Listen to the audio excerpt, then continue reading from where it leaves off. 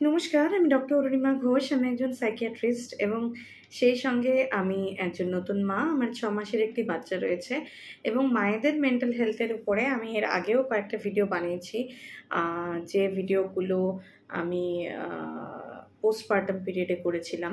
তো আজকের ভিডিওটা মূলত তৈরি করছি একটা ব্রেস্ট ফিডিং জার্নি আলোচনা করার জন্য। ব্রেস্ট ফিডিং রিলেটেড যেসব আমাদের চিন্তাভাবনা থাকে, যেসব স্ট্রাগল থাকে এবং মূলত আমার নিজস্ব যে ব্রেস্ট ফিডিং জার্নিটা সেটা আপনাদের সাথে শেয়ার করে নিতে চাইবো। অ্যাকচুয়ালি কী হয়েছিল, আমার নিজের খুব ইচ্ছে ছিল যে 6 মাস ধরে বাচ্চাকে এক্সক্লুসিভ ব্রেস্ট ফিডিং করবো। সেই জন্য আমি অনেক প্ল্যান, প্রিপারেশন ইত্যাদি করেও ছিলাম। কিন্তু জার্নিটা যখন শুরু হয় তখন প্রথম দিকে তো কিছু স্ট্রাগল গেছেই। সেই গল্পগুলোই বলবো ভেবেছিলাম 6 মাস ব্রেস্ট ফিডিং পিরিয়ড হয়ে যাওয়ার পরে। কিন্তু আমি আল্টিমেটলি 6 মাস এক্সক্লুসিভ ব্রেস্ট ফিডিং করাতে পারিনি বাচ্চাকে, কারণ তখন আমার বাবা অসুস্থ থাকার ফলে আমাকে খুব বেশি ছোটাছুটি করতে হচ্ছিল। ফলে আমি রেগুলারলি পাম্প করতে পারিনি এবং মিক্সড ফিডিংয়ে আমাকে শিফট করতেই হয়। দেন আমি ভেবেছিলাম যে তাহলে আর এই ব্রেস্ট ফিডিংয়ের ভিডিওটা আমি বানাবো না। বাট তারপরে আমি চিন্তা করলাম যে হোয়াই নট। মাদারহুডের জার্নিটা সবসময় যে পারফেক্ট হবে এবং সবসময় যে খুব সাকসেসফুল হবে সেটা তো নাও হতে পারে, এবং দ্যাটস ওকে। আমাদের মাদারহুড জার্নি সবসময় খুব পারফেক্ট নাই হতে পারে। সবাই তো পারফেকশনের স্টোরি শেয়ার করছে, আমি না হয় একটা ইমপারফেক্ট স্টোরি শেয়ার করলাম, তাতে আরও অনেকে হয়তো অনেক বেশি রিলেট করতে পারবেন। তো যেটা হয় ব্রেস্ট ফিডিংয়ের সময়, প্রথম যে অসুবিধাগুলো আমি ফেস করেছিলাম ব্রেস্ট ফিডিং করতে গিয়ে, প্রথম 3 দিন আমার সিজারিয়ান সেকশন হয়েছিল। সিজারিয়ান সেকশনের পর কিন্তু প্রথমেই ব্রেস্ট মিল্ক ভালো আসে না। যেটা আসে সেটাকে কলোস্ট্রাম বলে এবং সেটা খুব অল্প পরিমাণে হয়, কিন্তু বাচ্চার জন্য সেটা খুব প্রয়োজনীয় একটা পুষ্টিগুণ সম্পন্ন এবং ওটার একটা ইমিউনো লজিক্যাল একটা পাওয়ার রয়েছে, যেটা বাচ্চার ইমিউনিটি ডেভেলপমেন্টে বা বাচ্চাকে ইমিউনিটির দিক থেকেও বাচ্চাকে হেল্প করে। ইমিউনোগ্লোবুলিন রিচ থাকে ওটা, তো সেটা বাচ্চাকে খাওয়ানোটা খুব দরকার। তো যেটা প্রথমেই ব্রেস্ট ফিডিং করতে গিয়ে দেখতে পাই যে ব্রেস্ট ফিডিংয়ের জন্য খুব ইম্পর্ট্যান্ট দুটো বিষয় হচ্ছে মায়ের মেন্টাল হেলথ এবং এনকারেজমেন্ট। যে এনকারেজমেন্টটা কিন্তু খুব অভাব দেখতে পাওয়া যায়। শুরু হয়েছিল হাসপাতালে মাসিদের থেকে দেখা যায় যে সবাই মিলে ফর্মুলার জন্য খুব ইনসিস্ট করতে থাকেন, যেটা আমাকেও করা হয়েছিল। কিন্তু আমার অ্যাডিকুয়েট ব্রেস্ট মিল্ক ছিল, আমার লেট ডাউন হচ্ছিল, আমার গার্মেন্টস ভিজে যাচ্ছিল, কিন্তু বাচ্চা অনেক সময় সাক করতে বাচ্চার অসুবিধা হয়। যেহেতু আমার বাচ্চা সামান্য একটু প্রিটার্ম ছিল, লেট প্রিটার্ম ছিল, তো প্রিটার্ম বাচ্চাদের কিন্তু একটু টানতে সমস্যা হয়, সাকিংয়ে একটু সমস্যা হয়, সেটাতে সময় দিতে হয়। এবং সিজারিয়ান সেকশনের পর ক্লান্তি থাকে, ব্যথা থাকে, তারপরেও রাত জেগে জেগে বাচ্চাকে খাওয়ানোর চেষ্টা করলাম। কিন্তু বারবার করে মাসিরা খুব ইনসিস্ট করছিল যে একটু ফর্মুলা লাগবে, বাচ্চার পেট ভরছে না, অ্যাডিকুয়েট মিল্ক সাপ্লাই আসছে না। তো এগুলো ভীষণ রকমের ডিসকারেজ করে এই সময়টাতে, যেহেতু পোস্টপার্টাম ব্লুজ যেটা আমি আলোচনা করেছিলাম, মানসিক দিক থেকে মা অনেক বেশি ভালনারেবল থাকে এবং তারপরে যখন কনফিডেন্স আরও কমিয়ে দেওয়া হয় যে না হচ্ছে না, হবে না, সেইটা কিন্তু আরও বরং নেগেটিভলি এফেক্ট করে।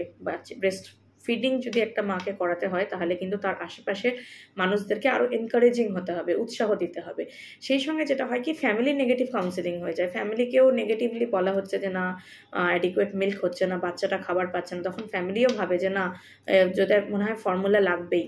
তো আমার ক্ষেত্রে যেটা হয়েছিল, বাচ্চার যেহেতু জন্ডিস হয়েছিল এবং একটু ডিহাইড্রেশন হলো, তখন আমরা ফর্মুলা দিয়েছিলাম নার্সিংহোমে 2-3 বার। তখন সেখানেও যেটা দেখা যায় যে পিডিয়াট্রিশিয়ান ম্যাডাম যিনি ছিলেন উনি বলছিলেন যে আগে মা খাওয়াবে, মা সাক করাবে, তারপর বাচ্চার পেট না ভরলে তখন ফর্মুলা দেওয়া হবে। কিন্তু আমাকে কিন্তু বারবার যেটা মাসিরা যেটা করছিল যে তারা ভালো করে খাইয়ে দিচ্ছে বাচ্চাকে, তারপর বাচ্চাকে আমার কাছে দেওয়া হচ্ছে। তাতে কি হয়, বাচ্চা যদি প্রথমেই বাচ্চার পেট ভরে যায় তাহলে বাচ্চাটা সাক করা হয় না, এবং যেহেতু ফর্মুলা মিল্কটা খাওয়া অনেক সুবিধে, আর সাক করে ওটা বাচ্চাকে নিজেকে কষ্টসাধ্য একটা প্রসেস যে সাক করতে হয় তারপর খেতে শেখে বাচ্চা, তাহলে কিন্তু বাচ্চা আর ওইটা করতেই চাইবে না। এবং ব্রেস্ট মিল্ক প্রোডাকশনের সবথেকে বড় মেইন যে পয়েন্টটা সেটা হচ্ছে যত বাচ্চা সাক করবে তত কিন্তু প্রোডাকশন বাড়বে। তো বাড়িতে নিয়ে আসার পর হাসপাতালে কয়েকদিন ফর্মুলা চলেছিল, এবং তারপরে ফর্মুলা এবং ব্রেস্ট মিল্ক যতটা আর কি হয় মিক্স ফিডিং হয়েছিল। তো বাড়িতে চলে আসার পর একদিন আমার খুব ব্রেকডাউন হয়, আমার খুব কান্না পাচ্ছিল। সেদিন আমি খুব ভেঙে পড়েছিলাম যে আমার ব্রেস্ট মিল্ক আছে কিন্তু বাচ্চা খেতে পারছে না, বাচ্চাকে ফর্মুলা দিতে হচ্ছে। এই সমস্ত কিছু নিয়ে আমার খুব মন খারাপ যায় একটা দিন। পরের দিন আমি ডিসাইড করি যে না, আমাকে ব্রেস্ট মিল্ক খাওয়ানোর জন্য অ্যাটলিস্ট সময় দিতে হবে, চেষ্টাটা আমি করব, চেষ্টাটা বন্ধ করে দেবো না। ওই দিন আমি ভেবেছিলাম যে আর চেষ্টাই করবো না, যেরকম ফর্মুলা খাচ্ছে তাহলে ফর্মুলাই খাক। বাট পরের দিন আমি ভাবি যে না, আমাকে চেষ্টা করতে হবে। তখন আমি যখন চেষ্টা করি, একদিন সারাদিন বাচ্চাকে নিজের কাছে রেখে বসে বসে অনেকটা সময় দিয়ে ওকে বারবার করে সাক করিয়ে সারাদিন ধরে অনেকটা টাইম দিয়ে, এবং বাড়ির সবাইকে ঘর থেকে বার করে দিয়ে, ডেফিনেটলি। কারণ বাড়ির সবাই যখন থাকে তখন কনস্ট্যান্টলি তারা এটা এইভাবে করো না, বাচ্চার হাত ঢেকে রাখো, পা ঢেকে রাখো, এইভাবে ঘোরাও, এইভাবে হচ্ছে না, এইভাবে বাচ্চার দম বন্ধ হয়ে আসছে, এগুলো বলে বলে বলে বলে আরও কনফিডেন্স নষ্ট করে দেয়, ফলে আরও অসুবিধা হয়। আমি ঘরের থেকে সবাইকে বার করে দিয়েছিলাম। বার করে দিয়ে একদিন বসে বাচ্চাকে সারাদিন ফিড করালাম, এবং আস্তে আস্তে কিন্তু ফর্মুলাটা টেপার অফ হয়ে গেল। 7-10 দিনের মধ্যে আমার বাচ্চা এক্সক্লুসিভলি ব্রেস্ট ফিডিং করতে শুরু করলো, এবং ব্রেস্ট ফিডিং দিয়েই, এবং ওই সময় আরও অনেক জিনিসপত্র মানে লোকজনেরা বলেন যেগুলো ভীষণ ভুল ধারণা, যে এটাতে বাচ্চার জলের অভাব পূরণ হচ্ছে না, আলাদা করে জল খাওয়াতে হবে, আলাদা করে কিছু খাবার খাওয়াতে হবে, ফর্মুলা না দিলে বাচ্চার পেট ভরবে না, এরকম কোনো ব্যাপার নেই। 6 মাস পর্যন্ত রেকমেন্ডেড আছে এক্সক্লুসিভলি ব্রেস্ট ফিডিং করালে বাচ্চার পেটও ভরবে, বাচ্চার যদি ওজন ঠিকমতো বাড়ে, এবং যদি দেখা যায় যে বাচ্চা পেচ্ছাপ 6 বারের বেশি করছে দিনে, তাহলে কিন্তু ব্রেস্ট ফিডিং ইজ ইনাফ হাইড্রেশনের জন্য, পুষ্টির জন্য। কারণ ব্রেস্ট ফিডিংয়ে 80% ওয়াটার থাকে, সেই জন্য যদি ব্রেস্ট ফিডিং করানো যায় তাহলে কিন্তু বাচ্চাকে আলাদা করে আর জল খাওয়ানোর প্রয়োজন হয় না। তো এইগুলো নিয়ে প্রচুর ঝামেলা হতে থাকে, যে সব সময় লোকজন কেউ না কেউ সাজেশন দিতেই থাকে যে একটু জল দিতে হবে, এই দিতে হবে, বাচ্চাকে এইভাবে করা যায় না। তো যাই হোক, এইভাবে যখন ব্রেস্ট ফিডিং করছিলাম, এবং আমি যেহেতু কাজও শুরু করে দিয়েছিলাম, চেম্বার শুরু করে দিয়েছিলাম, তো আমি তখন ব্রেস্ট পাম্প ইউজ করতাম। ব্রেস্ট পাম্পে দিনে 2 থেকে 3 বার আমি পাম্প করতাম একটা পার্টিকুলার টাইমে, এবং সেইটাকে আমি স্টোর করে রাখতাম, ফ্রিজে রাখতাম, আবার ডিপ ফ্রিজারেও রাখতাম। একটু রেকমেন্ডেড আছে, যেটা নর্মাল টেম্পারেচারে 4 থেকে 6 ঘন্টা রাখা যায়, আর যদি আপনি ফ্রিজে রাখেন তাহলে 3 থেকে 4 দিন পর্যন্ত রাখা যেতে পারে। যদিও আমি আরও কম টাইম রাখতাম, ফ্রিজে 48 ঘন্টার মধ্যে রেখে আমি খাইয়ে দিতাম। আর ডিপ ফ্রিজে স্টোর করা যেতে পারে। ডিপ ফ্রিজে স্টোর করলে বিভিন্ন রেকমেন্ডেশনে বলা আছে যে কয়েক মাস পর্যন্ত স্টোর করা যেতে পারে, কিন্তু আমি সবসময় চেষ্টা করেছি 7 থেকে 10 দিনের মধ্যে খাইয়ে দিতে। কারণ যত আপনি পুরনো করবেন তত কিন্তু ইমিউনোগ্লোবুলিনগুলো কমে আসবে, সেই জন্য যতটা ফ্রেশ খাওয়ানো যায় ততই ভালো। বাট যেহেতু আমি তখন ভেবেছিলাম যে আমি একদম এক্সক্লুসিভ ব্রেস্ট ফিডিংই করাবো বাচ্চাকে, এবং আমি অনেকটা টাইমের জন্য বাইরে যেতাম, কখনো কখনো বাইরে চেম্বার থাকলে আমি হয়তো 6 ঘন্টা 8 ঘন্টার জন্য চলে যেতাম, তো আমার কাছে একটু ফ্রিজে স্টোর থাকতো, যেগুলো আমি 7-10 দিনের মধ্যে খাইয়ে দিতাম বাচ্চাকে। তারপর যখন আমার বাবা অসুস্থ হলেন, তখন আমাকে এতটাই ছোটাছুটি বেড়ে গেল যে আমি আর রেগুলার পাম্প করারও সময় পাচ্ছিলাম না। তখন আমাকে ফর্মুলা স্টার্ট করতে হয়। তখন ন্যাচারালি প্রথম যেদিন খাওয়াই, মানে মিক্সড ফিডিং যখন শুরু করি, আমি তখন 5 মাসের কয়েকদিন কম বয়স আমার বাচ্চার, 4.5 মাসের একটু বেশি, মানে 4.5 মাস 5 মাসের সময় থেকে মিক্সড ফিডিং শুরু করি। তখন আমার একটু মন খারাপ লাগছিল যে আমি চেষ্টা করেছিলাম যে আমি 6 মাস এক্সক্লুসিভ ব্রেস্ট ফিডিং করাবো, কিন্তু পারলাম না। কিন্তু এটাও ঠিক যে তাতে অ্যাকচুয়ালি কিছু যায় আসে না।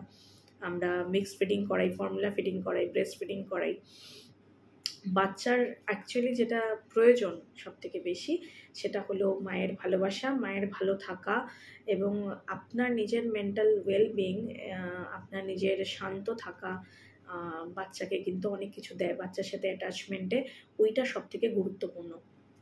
সেই জন্য আমরা এক্সক্লুসিভ ব্রেস্ট ফিডিং করতে পারলাম কি না, বাচ্চার সাথে আমি সারাদিন থাকতে পারি কি না, বা বাচ্চাকে আয়ামাসি দেখেন, না আপনি সারাদিন সব বাচ্চার কাজ করেন হোল টাইমার হিসেবে, নাকি আপনার হেল্প আছে, নাকি আপনার হেল্প নেই।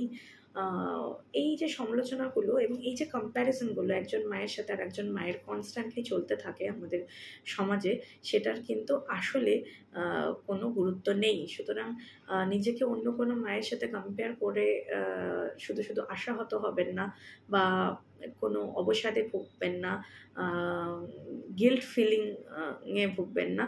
প্রত্যেকের পরিস্থিতি আলাদা, প্রত্যেকের লড়াই আলাদা, এবং এই যে মাতৃত্ব জার্নিটা, এটা কিন্তু প্রত্যেকের জন্য ইউনিক, এবং প্রত্যেকেই আমরা যথাসাধ্য চেষ্টা করি আমাদের বাচ্চাদেরকে ভালো রাখার। কিন্তু মনে রাখবেন যে বাচ্চাদেরকে আমরা তখনই ভালো রাখতে পারবো যখন আমরা নিজেরা মানসিকভাবে ভালো থাকবো। সুতরাং পরিবারকে আমার এটুকুই বলার আছে যে একজন মাকে, নতুন মাকে যদি যতটা আপনারা এনকারেজ করবেন এবং সাপোর্ট করবেন, ততটাই কিন্তু সেই বাচ্চাটার জন্য ভালো। বাচ্চার জন্য বেস্ট আপনি যেটা করতে পারেন সেটা হলো বাচ্চার মাকে ভালো রাখতে পারেন। আর মায়েদের বলবো, যদি মনে হয় যে নিজেরা ম্যানেজ করতে পারছি না, সমস্যা হচ্ছে, তাহলে অবসাদ হচ্ছে মানসিক, তাহলে অবশ্যই সাইকিয়াট্রিস্ট দেখাবেন। নিজের শারীরিক হেলথের এবং মানসিক হেলথের খেয়াল রাখবেন, নিজেকে ভালো রাখার চেষ্টা করবেন, কারণ আপনার ভালো থাকাটা আপনার বাচ্চার জন্য ইম্পর্ট্যান্ট। যদি মানসিক অবসাদের সিমটমস দেখতে পান, যদি মানসিক অবসাদে ভোগেন এবং দেখেন যে কোনোভাবেই এগুলো ঠিক করে উঠতে পারছেন না, তাহলে কোনো দ্বিধা না করে সাইকিয়াট্রিস্টের পরামর্শ নেবেন। ভালো থাকবেন। নমস্কার।